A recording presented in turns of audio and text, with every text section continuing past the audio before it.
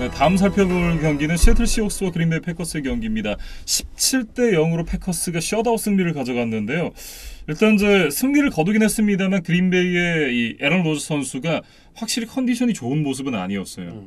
백신을 안 맞은 상태에서 코로나에 걸렸기 때문에 복귀를 하는데도 더 많은 시간이 필요했어요. 그래서 현지 시간 토요일에 이제 코로나 리저브 리스트에서 이제 빠져나올 수가 있었고 네. 결국에는 이제 그 훈련을 전혀 못한 채로 이제 경기에 나섰다고 봐야겠죠. 그렇죠. 이제 그러다 보니까 우리가 알던 에런 로저스의 경기력은 아니었다. 그래서 292야드를 던지기는 했지만 터치다운 패스가 없었고 인터셉션만 하나를 기록을 했었습니다. 네, 뭐 패스 성공률도 그렇고 사실 이제 에런 로저스의 좋았을 때 모습과는 확실히 좀 거리가 있는 그런 경기였습니다. 육체적인 컨디션도 뭐 컨디션이었겠지만 사실 전반적으로 패스의 세밀함이 좀 떨어진다라는 느낌을 많이 받았고 몇몇 플레이에서는 좀 눈에 띄게 디시전 메이킹이 느려졌다라는 그런 느낌을 줬거든요. 그러니까 로저스가 이번 뭐 사건을 통해서 뭐 좀 집중 포화를 좀 맞았잖아요. 예. 이제 그러다 보니까 좀 정신적으로도 좀 피로하지 않았을까 그런 생각이 좀 듭니다. 뭐 어쨌든 로저스가 복귀를 했고 뭐 컨디션은 썩 좋지 않았다 이렇게 좀 얘기를 해야 될 것 같고 대신에 AJ 딜런 선수가 맹활약을 펼치면서 승리를 가져갈 수 있었던 그린베이 패커스였습니다. 이날 66야드에 2개의 터치다운 그리고 2개의 캐치로 66 리시빙 야드를 기록하면서 또 맹활약을 해줬고요. 특히나 이제 이 왼쪽 사이드라인을 타고 가는 50야드 캐치 앤 런플레이 이게 기가 막혔습니다. 그 장면도 아주 뭐 멋졌고 그다음에 이제 4쿼터에만 2개의 터치다운을 몰아쳤거든요. 그래서 그 장면도 좀 이야기를 하고 싶은데 그 특히 이제 첫 번째 터치다운 장면이 서드앤골 이제 3야드를 남겨놓은 상황이었어요. 네. 그래서 로저스가 아마도 패스를 할 것이라는 이제 대부분의 예상이 있었는데 그거를 좀 뭐 뒤집어서 이제 과감하게 딜런에게 러싱을 시켰거든요. 근데 이 딜런이 리그를 대표하는 미들 라인베커 바비 웨그너의 태클을 이겨내고 엔드존에 넘어갔다. 이게 좀 상징적이었던 장면이었어요. 맞아요. 거의 한 5야드 지점부터 힘으로 밀고 들어갔거든요. 네, 그 부분이 굉장히 인상적이었던 AJ 딜런 선수였고 물론 이제 이날 딜런 선수가 굉장히 잘하긴 했습니다만 이날 그린베이 패커스의 승리를 가져다 준 건 수비팀이었다라는 생각이 들거든요. 그러니까 지금 2번의 인터셉션을 만들어낸 것이 아주 결정적이었는데 이제 분석 기사들을 좀 보니까 이 박스를 채우는 대신에 이제 세이프티들을 뒤쪽으로 많이 물러서 그 맥칼프와 로켓에게 좀 더블 커버리지를 많이 붙였거든요. 이제 그것이 좀 주요하면서 이 시애틀을 뭐 0점으로 묶어낼 수가 있었습니다. 네. 거기다 이제 라시안 게리, 위틴 머실러스, 프레스턴 스미스가 각각 하나의 색을 기록을 했고 특히 이제 이 세컨더리 쪽에서는 에이드리언 에이모스가 이날 인터셉션 하나, 3개 패스 굴절을 만들어내면서 또 세컨더리에서 활약을 보여줬습니다. 그런데 이 색을 기록했었던 라시안 게리 그리고 위트니 머실러스가 각각 팔꿈치 부상, 이두 부상으로 또 이탈을 하게 됐습니다. 그리고 사실 AJ 딜런이 뭐 좋은 모습을 보여줬다고 말씀드렸는데 그거는 이제 에런 존스가 또 3쿼터 막판에 부상으로 빠지면서 어쩔 수 없이 딜런을 활용할 수밖에 없었던 뭐 상황적인 배경도 좀 있었어요. 예. 그래서 존스도 지금 뭐 가벼운 부상이 아닌 것으로 보이기 때문에 패커스에게는 좀 걱정거리가 계속해서 늘고 있습니다. 네, 이날 이제 무릎 내측 부인대 파열 부상을 입으면서 2주 정도 결장을 할 예정이라고 하고요. 뭐 그게 더 길어질지 어떨지는 한번 지켜봐야 될 것 같습니다. 저도 훈훈했던 게 이날 이제 랜달 콥 선수가 부상당한 에런 존스를 업고 가는 장면이 있었잖아요. 너무 보기 좋더라고요. 그러니까 랜달 컵이 이제 패커스로 돌아와서 좀 이제 로열티를 또 가지고 있는 선수니까 이제 팀 동료들을 위해서 또 그런 이제 헌신을 보여줬던 것 같습니다. 예. 뭐 어쨌든 이 에런 존스가 못 나오는 동안 AJ 딜런 선수가 또 좋은 활약을 해줘야 되는 그린베이 패커스고 이제 다음 주에는 바이킹스 원정을 떠나게 되죠. 그러니까 이제 지구 라이벌 물론 이제 격차가 좀 벌어져 있기는 하지만 바이킹스와 2경기가 남아 있기 때문에 예. 패커스 입장에서도 반드시 좀 첫 경기 승리를 가져가야 되고 지금 패커스가 2018년 9월 이후에 첫 셧아웃 승리를 거뒀거든요. 이제 그 점도 아주 인상적이었지만 이번 주에 이제 애리조나가 패해주면서 네. NFC 1번 시드로 올라가는 좀 겹경사를 맞았어요. 왜냐하면 이제 두 팀 다 8승 2패기는 한데 이제 몇 주 전에 있었던 양 팀의 맞대결에서 패커스가 이겼기 때문에 지금 이제 패커스가 1번 시드에 올라가 있거든요. 네. 그래서 요 1번 시드 자리를 좀 시즌 끝까지 지켜낼 수 있을지는 좀 지켜봐야 되는 상황입니다. 네, 시애틀 얘기로 넘어가 보겠습니다. 시애틀은 이날 러셀 윌슨 선수가 복귀를 했습니다. 5주차 LA 램스전에서 부상을 입은 이후에 처음으로 복귀전을 치렀는데요. 일단 부상을 처음 당했을 때 이 러셀 윌슨 선수의 복귀에 한 6주에서 8주 정도가 걸릴 것이다 라는 그런 예상들이 있었는데 그 예상보다는 조금 빠르게 복귀를 하게 됐습니다. 하지만 이날 경기력은 딱히 좋지는 않았는데요.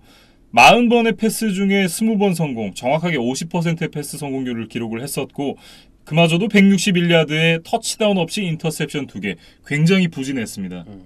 그 인터셉션 2개의 상황도 좀 살펴보면 한 번은 맥칼프, 한 번은 타일러 로켓에게 던졌다가 그것이 인터셉션으로 이어졌거든요. 그러니까 시애틀이 자랑하는 러셀 윌슨, DK 메칼프, 타일러 로켓 삼각편대가 완벽하게 좀 봉쇄되는 그런 이제 하루였습니다. 네, 특히나 이제 러셀 윌슨 선수가 아직 손가락 부상에서 완벽하게 돌아온 것이 아니다라는 느낌이 좀 들었었는데 이날 패스 정확도도 문제였지만 패스가 나가는 상황에서 스파이럴이 잘 안 걸리는 장면들이 여러 차례 나왔어요. 네.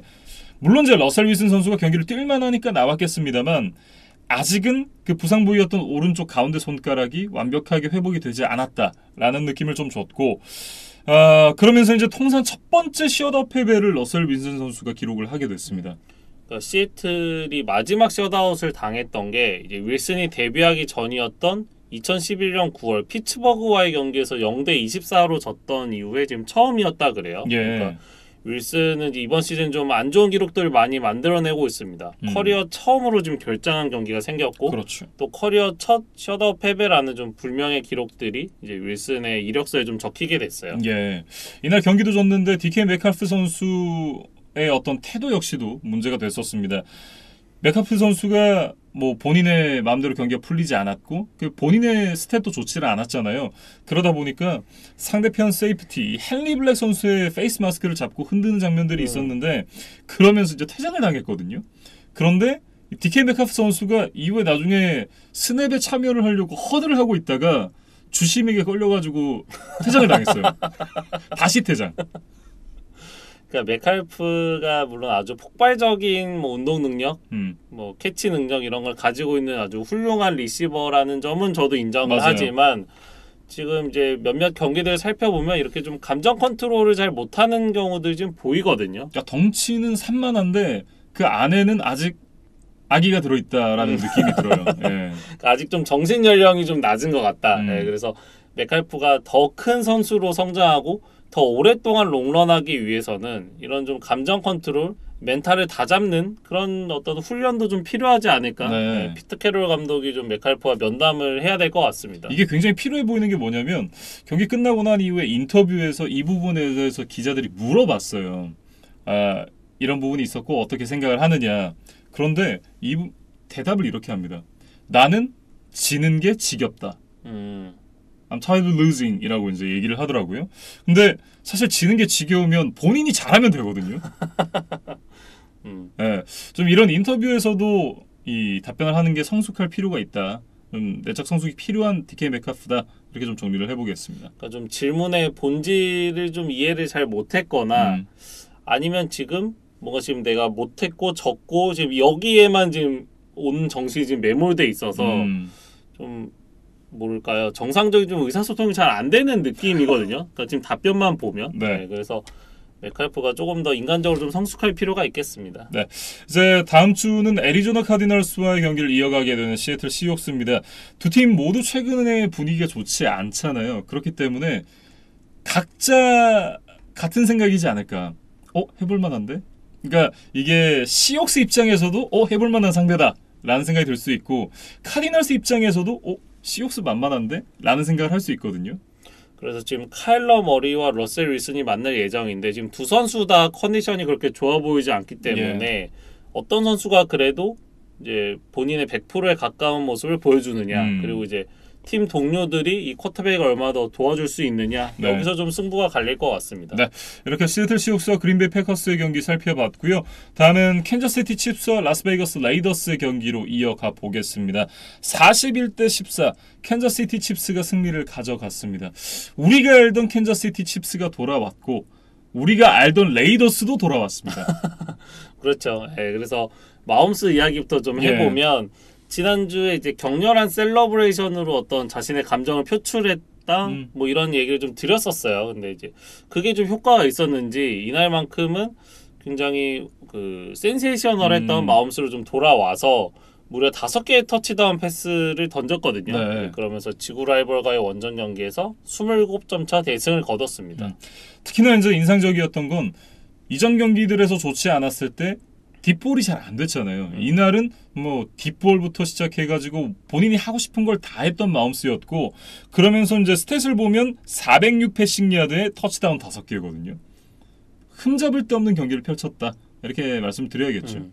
그래서 이날 뭐 기록들을 살펴보면 트래비스 켈시, 타이릭 힐, 네럴 윌리엄스, 바이런 프링글, 미콜 하드먼 이 5명의 선수가 모두 20야드 이상의 패싱 플레이를 기록한 적이 있을 정도로 좀 골고루 좀 이런 빅 플레이들이 계속해서 나왔다. 그렇게 좀 이야기를 해야 될 것 같고, 뭐 켈시가 119야드, 데럴 윌리엄스가 101야드, 그다음에 타이릭 힐도 2개 터치다운을 해줬습니다. 그래서 뭐 이날 전체적으로 뭐 많은 전진 야드, 많은 득점을 낸 것도 좋았지만 또 턴오버가 지금 하나도 나오지를 않았거든요. 맞아요. 그러니까 스페셜 팀에서 하나 나오기는 했는데 어쨌든 마홈스가 이끄는 오펜스 팀에선 나오질 않았기 때문에 이 부분도 좀 고무적이었다. 그렇게 좀 이야기를 드리겠습니다. 예, 뭐 어쨌든 반경기 차기는 하지만 칩스가 다시 지구 선두로 돌아왔습니다. 최근 몇 주 동안의 어떤 부침에선 좀 빠져나온 모습을 보여줬는데 다음 주 상대가 지금 달러스 카우보이스거든요. 그러니까 몇 주 전에만 해도 지금 지구 최하위에 떨어질 정도로 칩스가 안 좋았는데 그래도 좀 이제 반등을 한 모습이다. 그렇게 이야기를 하고 싶고, 이제 말씀해주신 댈러스와의 빅매치가 아주 기대가 되는데 뭐 양팀 모두 지금 막강한 화력을 뭐 자랑하고 있기 때문에 뭐 많은 점수가 나지 않을까 또 기대가 되기도 하고, 또 어떤 매치업으로 보면 이 패트릭 마홈스와 트레본 딕스의 어떤 대결이 좀 기대가 돼요. 그러니까 지금 마홈스는 지금 폭발적인 모습을 다시 되찾은 뭐 상태고, 트레본 딕스는 지금 리그 인터셉션 리더의 역할을 하고 있잖아요. 그렇죠. 그러다 보니까 과연 딕스가 이 마홈스에게 턴오버를 유도해낼 수 있을 것인가, 이게 좀 관전 포인트입니다. 그래서 마홈스도 좀 이 점을 잘 인지를 하고 있는 것 같아요. 그래서 트레본 딕스 같은 선수가 있다면 경기 내내 그 딕스가 어디로 움직이는지를 좀 예의주시해야 된다. 이렇게 좀 인터뷰를 하면서 이 딕스에 대한 좀 경계심을 드러냈습니다. 예, 뭐 어쨌든 다음 주 댈러스를 상대로 캔자스시티 칩스가 어떤 모습을 보여주는지도 한번 지켜봐야 될 것 같고요. 레이더스 얘기로 좀 넘어가 보면, 레이더스는 첫 7경기에서 턴오버가 5개밖에 없었는데 최근 2경기에서 턴오버가 5개입니다. 그러니까 데리카 선수가 옛날과는 달라졌는데 라는 생각을 하게 만들었었던 시즌 초반이었다면, 최근의 모습은 그 근 몇 년 동안의 데리카의 모습이었거든요. 그 좀 애매하던 어떤 데리카의 그렇죠. 모습으로 좀 다시 회귀를 한 모습입니다. 그래서 사실 이날 데리카가 인터셉션 하나가 있었고, 그 다음에 이제 드션 잭슨이 펌블 턴오버를 하나 기록한 것도 굉장히 뼈아팠거든요. 그래서 사실은 이제 몇 주 전에 헨리 럭스가 큰 사고를 치면서 이제 방출이 됐잖아요. 그래서 그 공백을 메우기 위해서 비슷한 유형의 이제 드션 잭슨을 영입을 했습니다. 그래서 이날 잭슨이 레이더스 유니폼을 입고 첫 경기를 치렀는데 3쿼터 이제 40야드짜리 뒷볼을 잡아낸 것까지는 좋았어요. 이거는 이제 레이더스가 기대하던 부분이죠. 근데 이 공을 좀 잘 지켜냈어야 되는데 상대 태클에 펌블을 범하면서 그만 턴오버로 이어지고 말았거든요. 그래서 이것이 이제 칩스의 필드골로 이어지면서 조금 이제 격차가 벌어졌고, 여기서 좀 모멘텀이 많이 넘어간 것이 아닌가, 그런 생각이 좀 들었습니다. 예. 그리고 이제 이날 러싱이 좀 잘 풀리지 않았던 부분도 분명히 있었고, 그렇다고는 하지만 패싱에 너무 의존하는 듯한 느낌이었거든요. 그러니까 지금 이날 러닝백들의 기록을 살펴보면 캐년 드레이크가 4번의 시도에 16야드, 조시 제이콥스가 7번의 시도에 16야드, 그러니까 딱 11번밖에 없어요. 그리고 이제 나머지 데리카의 스크램블링을 제외하면 레이더스의 러싱 공격이 지금 전무했는데, 물론 뭐 기록이 아쉽기는 하지만, 그리고 전반에 그렇게 큰 점수차로 뒤지는 흐름은 아니었거든요. 그러니까 분명히 천천히 따라갈 수 있는 흐름, 그러니까 러싱과 패싱을 적절히 조화를 해가면서 추격을 시도해도 충분한 상황이었는데 레이더스가 지나치게 러싱을 좀 배제한 것이 아닌가. 왜냐하면 지금 조시 제이콥스와 캐년 드레이크가 그렇게 나쁜 선수들이 아니거든요. 그렇죠. 분명히 제 역할을 해줄 수 있고 뭐 칩스의 러싱 디펜스가 아주 강력하지 않다는 점을 감안하면 조금 더 러싱의 비중을 높이는 것은 어땠을까? 그런 점들은 분명히 좀 아쉬웠습니다. 예. 어쨌든 최근 좀 팀 내 분위기가 어수선해지면서 다시 하락세에 빠진 레이더스입니다. 일단 다음 주에 벵갈스를 만나게 되는데 예년 같았으면 벵갈스를 만나면 땡큐겠지만 지금 벵갈스는 다른 팀이거든요.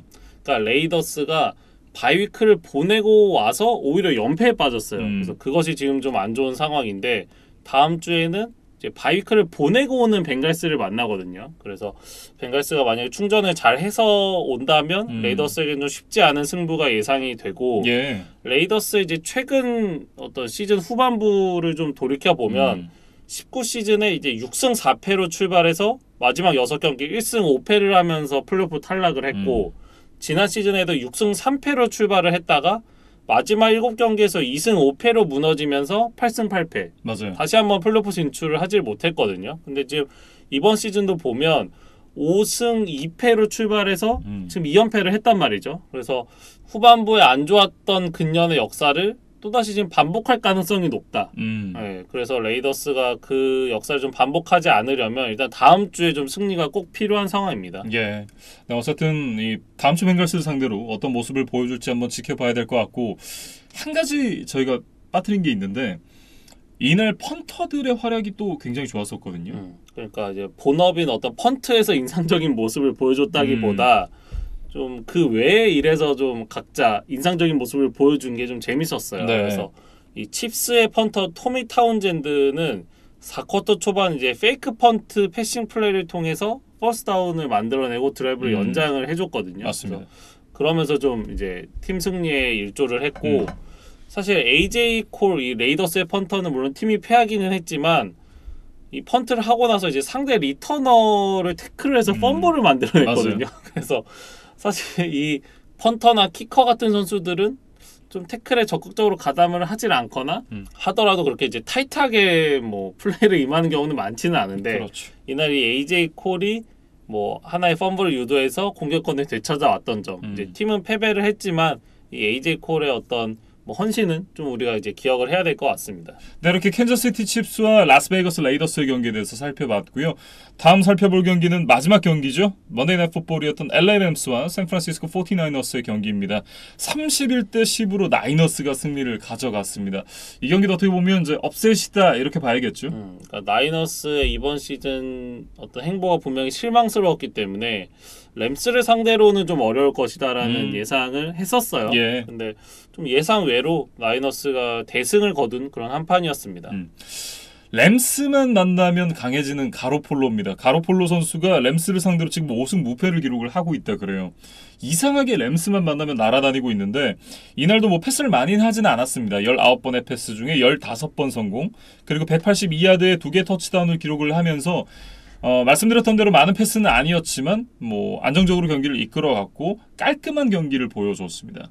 그리고 이제 공격에서는 이 러닝백 일라이자 미첼이 좀 분위기를 잡아준 것이 아주 결정적이었어요. 예, 이날 27번의 캐리로 91야드를 전진을 했는데 놀라운 거는 일라이자 미첼 선수가 경기 도중에 손가락 골절 부상을 입었다 그래요. 그럼에도 이런 퍼포먼스를 보여줬다는 것 정말 대단하다. 정신력이 굉장히 뛰어나다라는 생각이 들고, 일단 이제 핀을 박은 이후에 지금 훈련에는 참가를 할 수 있는 상태라고는 얘기를 하는데 다음 경기에 나설지 여부는 한번 또 지켜봐야 될 것 같아요. 이 미첼이 신인 선수니까 사실은 팀에 여유가 있다면 좀 충분히 회복할 시간을 주고 이제 그 다음에 경기에 투입하는 게 맞을 것 같아요. 근데 지금 나이너스가 뭐 시즌을 포기할 단계는 아니지만 또 성적이 안 좋기 때문에 과연 이 미첼에게 이런 좀 휴식 시간을 부여할 수 있을까? 그거는 좀 장담을 하기 어려울 것 같습니다. 네. 그리고 이날 와이드 리시버 디보 세뮤얼 선수가 5번의 캐치로 97야드에 하나의 터치다운, 그리고 5번의 러싱으로 36야드를 전진하면서 하나의 터치다운을 또 기록을 했거든요. 그러니까 총 133 스크리미지 야드에 2개의 터치다운. 뭐 세뮤얼 역시도 굉장히 좋은 활약을 해줬습니다. 사실 지금 조지 키틀이 이번 시즌 그렇게 뭐 인상적인 모습이 아니기 때문에 이 디보 세뮤얼이 이렇게 꾸준히 제 역할을 해주는 거는 정말 나이너스 팬들에게는 좀 가뭄의 단비 같은 그런 소식입니다. 그리고 이제 초반부터 경기를 좀 끌고 갈 수 있었던 데는 역시는 이제 지미 워드의 공이 컸다라고 얘기를 해야 될 것 같은데, 첫 두 번의 드라이브에서 2개 인터셉션을 만들어냈고 거기다가 픽식스 하나가 또 있었으니까 뭐 승리의 1등 공신이다라고 얘기를 해야 될 것 같은데요. 그러니까 반면에 이제 LA 램스의 시선에서 보면 지난주 테네시와의 경기에서도 스태포드가 경기 초반에 2개의 인터셉션, 그렇죠. 그때도 픽식스가 하나 포함이 돼 있었던 예. 것으로 기억이 되는데 그러면서 좀 경기 흐름을 내주고 그걸 쫓아가지를 못했거든요. 근데 이날도 지금 지미 워드가 같은 일을 좀 해주면서 스태포드를 좀 압박하는 데 성공을 했습니다. 네. 거기다가 이제 4쿼터에 굉장히 재밌는 장면이 나왔었어요. 케이완 윌리엄스 선수가 물론 이건 그 디펜시브 패스 인터피리언스 반칙이 선언이 되면서 이 인터셉션으로 인정이 되진 않았습니다만 엉덩이로 캐치를 만들어내는 장면이 있었거든요. S 캐치라고 이제 현지에서 많이들 표현을 하던데 정말 어떻게 그런 자세로 공을 잡아내는지 정말 대단하다라는 생각을 했습니다. 그러니까 공이 이렇게 붕 떴다가 이제 떨어지는 거를 이 케이언 윌리엄스가 이미 넘어져 있었는데 네. 사실 고개는 이미 앞으로 가 있었거든요. 맞아요. 근데 그거를 이렇게 뒤로 손을 해서 공을 이제 자신의 엉덩이에 어떻게 보면 붙였다고 해야 될까요? 네. 그래서 물론 이 페널티 때문에 공식 기록으로 인정이 되지는 않았지만 정말 이제 멋진 장면이었고 맞아요. 앞서 떨스네의 풋볼에 나왔던 그 터치다운은 인정되지 않았던 아주 멋진 터치다운과 이번에는 이제 인터셉션으로 인정되지 않는 아주 멋진 인터셉션이 나왔던 뭐 이번 주였다. 그렇게 좀 정리를 하겠습니다. 네. 어쨌든 이제 지구 라이벌을 상대로 승리를 가져가면서 나이너스가 분위기를 끌어올리는 데 성공을 했습니다. 다음 주에는 이제 잭슨빌 제규어스를 만나게 돼요. 그러니까 좀 연승을 달릴 수 있는 기회를 맞았다. 이렇게 좀 이야기를 해야 될 것 같습니다. 네. 램스 얘기로 넘어가 보죠. 램스는 이제 나이너스를 상대로 좀 뼈아픈 패배를 당하게 됐는데 매튜 스태포드의 경기력이 일단 좋지를 않았습니다.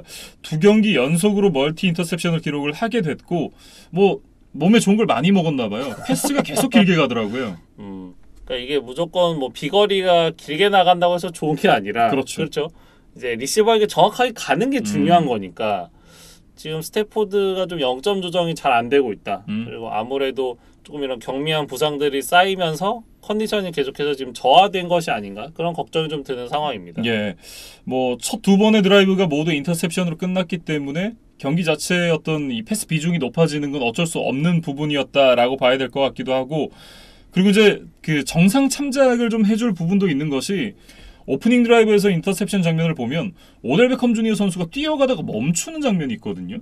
그러니까 이거 이제 페이튼과 일라이도 그런 얘기를 했습니다. 지금 이 오델 베컴 주니어가 멈췄기 때문에 인터셉션이 발생을 한 것이다. 뭐 이런 식의 얘기를 했었는데 이게 그러면서 이제 마치 지미 워드가 펀트 리턴을 하는 듯한 그런 굉장히 편안한 장면으로 인터셉션을 만들어냈었거든요.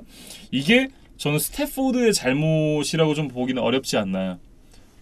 적어도 OBJ가 경합을 해줬더라면 그랬더라면 인터셉션으로 가기는 좀 쉽지 않았을 것 같다라는 생각이 들고 그리고 이 부분도 사실 어떻게 보면 이 오델 베컴 주니어가 합류한 지 며칠 되지 않아서 첫 경기였기 때문에 아직 플레이북에 익숙하지 않은 상황이거든요.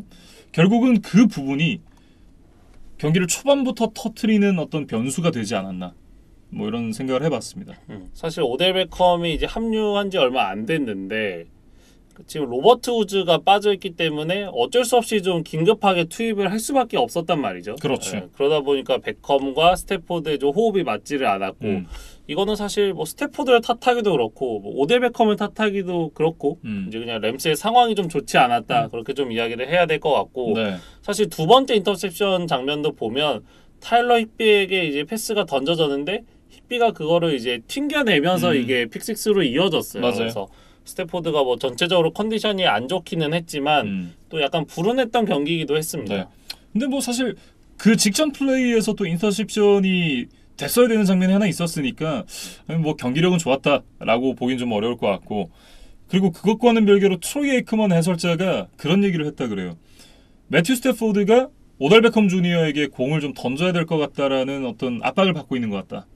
라는 얘기를 했는데 저는 이 부분도 어떻게 보면 일리가 있어 보이는 것이 물론 이제 뭐 에이크먼이 또 선수 출신의 해설자라서 그런 부분에 대해서 잘 알고 있는 거기도 하겠지만 그 부분을 제외하고서라도 오델 베컴 주니어가 클리블랜드에서 지금 탈출해서 나오는 과정이 썩 좋지 않았거든요. 아버지까지 동원해서 지금 우리 아들에게 공을 더 줘야 된다. 그리고 오델 베컴 주니어 본인도 내가 공을 더 받아야 된다. 나 오픈 상황에서 공을 못 받은 게 너무 많았다라는 얘기를 하면서 나는 공을 많이 받고 싶다라는 걸 이제 만천하에 공개 선언을 한 셈이거든요. 근데 그렇기 때문에 이 새로 합류한 선수 그리고 이제 어쨌든 호흡을 맞춰야 되는 선수잖아요. 스태포드 입장에서는 그렇기 때문에 그런 압박을 좀 느끼는 것이 아닌가라는 생각을 좀 해봤습니다. 램스가 지금 많은 투자를 통해서 이번 시즌 우승을 노리고 있는 상황인데 일단 오델 베컴을 영입을 안 할 수는 없었어요. 네, 근데 혹시나 이 오델 베컴이 와서 좀 팀 분위기를 흐리게 되면 네. 이 램스가 시즌을 망치게 될 수도 있단 말이죠. 그렇죠. 네, 그래서 지금 램스는 우승이 아니면 좀 실패한 시즌으로 어떻게 보면 자신들이 지금 내몰았기 때문에 그럼 LA가 좀 그렇네요. 다저스도 그렇고 램스도 그렇고. 그래서 베컴이 좀 반드시 빠르게 잘해줘야만 하는 그리고 팀에서 좀 분탕질을 안 해야 되는 상황이다. 그렇게 이야기를 좀 드리겠습니다. 네. 뭐 와중에 쿠퍼컵 선수는 이날 11개의 캐치 122야드를 기록하면서 리셉션 그리고 리시빙 야드 선두 자리를 지켜냈습니다. 그리고 지금 리시빙 터치다운 역시 1위를 기록을 하고 있으니까 현 시점에서 가장 잘하고 있는 와이드 리시버는 쿠퍼컵이다. 뭐 이렇게 봐야겠죠. 그래서 쿠퍼컵이 지금 확실한 넘버원이고 이 오델 베컴이 넘버2 자리를 받아들일 수 있겠느냐 이것도 지금 이제 이야기를 하다 보니까 조금 의문이 드는 상황이네요. 네. 그러니까 분명히 스태포드와 쿠퍼컵의 호흡이 지금 아주 좋기 때문에 뭐 결정적인 상황에서는 이 쿠퍼컵을 찾을 가능성이 높거든요. 네. 그러면 오델 베컴의 불만 지수도 같이 올라갈 가능성이 높다. 뭐 그런 생각이 좀 듭니다. 네. 그리고 이제 오델 베컴 주니어 선수와 함께 이날 데뷔전을 치렀던 선수가 있었죠. 본 밀러 선수도 램스의 유니폼을 입고 처음으로 데뷔전을 치르게 됐는데 뭐 딱히 큰 임팩트가 있지는 않았습니다. 뭐 오델 베컴 주니어, 본 밀러 두 명의 선수 모두 팀에 녹아드는 데는 어느 정도 시간이 걸릴 거다라는 생각이 좀 드는데 그래서 램스에게는 다음 주에 찾아오는 바이위크가 굉장히 호재다라는 생각이 들어요.